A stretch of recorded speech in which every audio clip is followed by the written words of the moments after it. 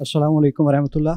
वालेकुम सलाम। आपकी तवील गुफ्तगू सुनी, ना सिर्फ बहुत कुछ सीखने को मिला बल्कि बहुत कुछ नया सुनने को भी मिला। माशाल्लाह। तो इस मुतल्लिक मेरा आपसे सवाल हरगिज़ नहीं है, मैं रिवायात के बरक्स मेहमान की बजाय मेज़बान से सवाल करना वो चाहूँगा। थोड़ी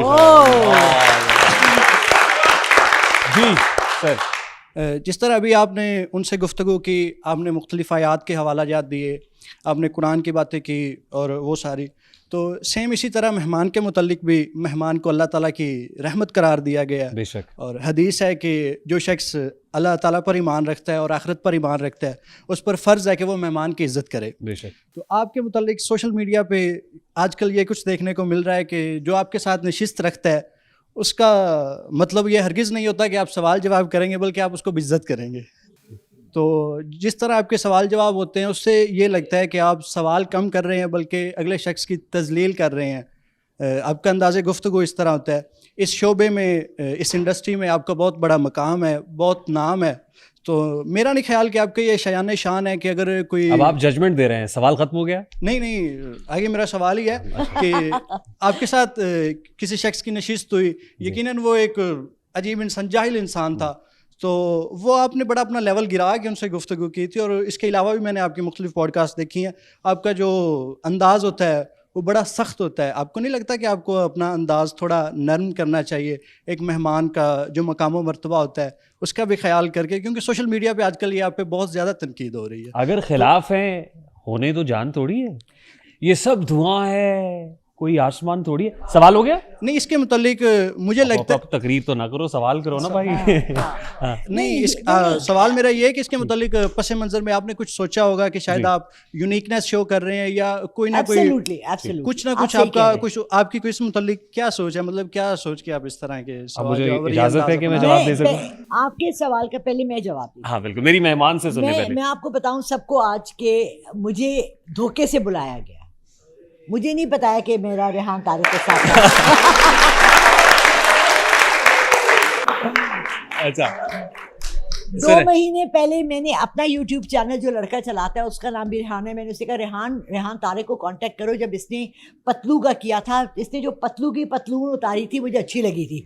मैंने कहा मैं इसके साथ पॉडकास्ट करती हूँ बिकॉज मैं झूठी नहीं हूँ, ठीक है। अपने पे इत्तेकाद, ईमान अपनी ज़ात पे भी होना चाहिए इंसान को।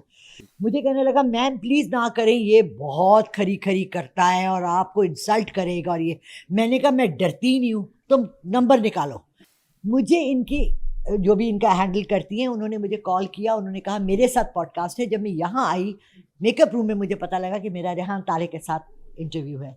यकीन माने ना मेरी टांगें कांपी ना मेरा जिस्म कांपा, मैं बहुत खुश हुई।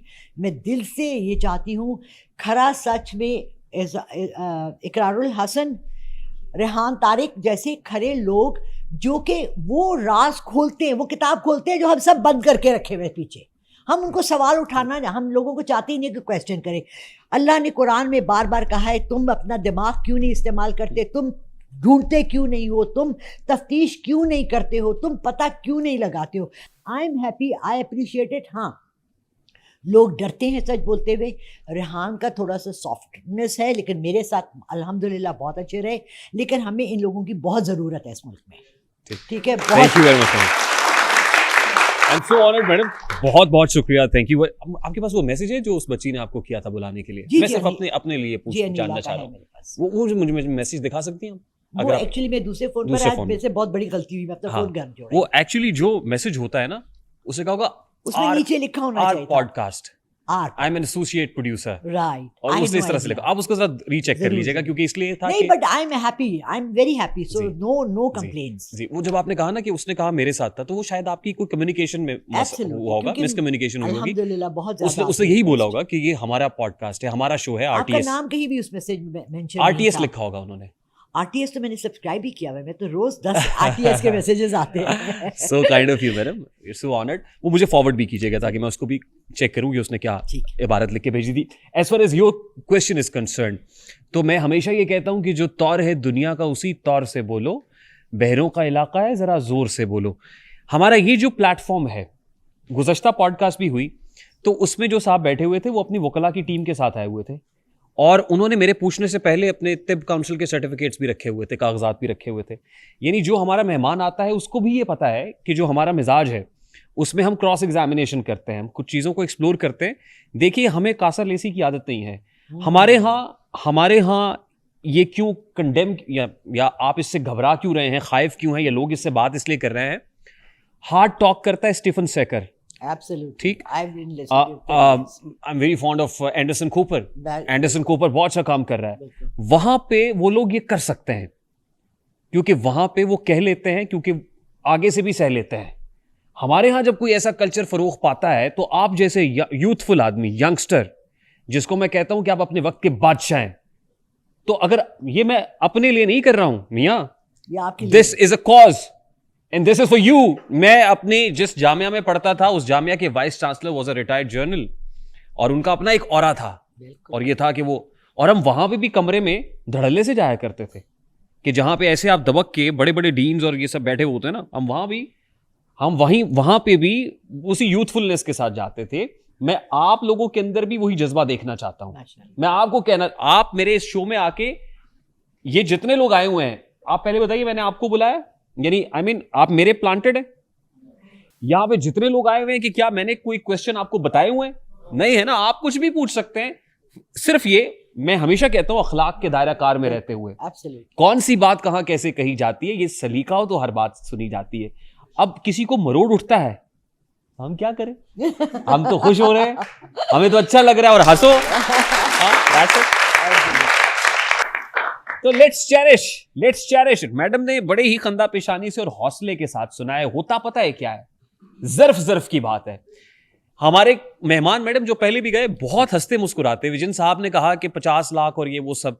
मैं फिर कहता हूं, लानतुल्लाहि अलल काज़िबीन, झूठे पे अल्लाह की लानत है। मैंने तो उसका जवाब देना मुनासिब नहीं समझा, और हमें किसी का भी जवाब नहीं देना है।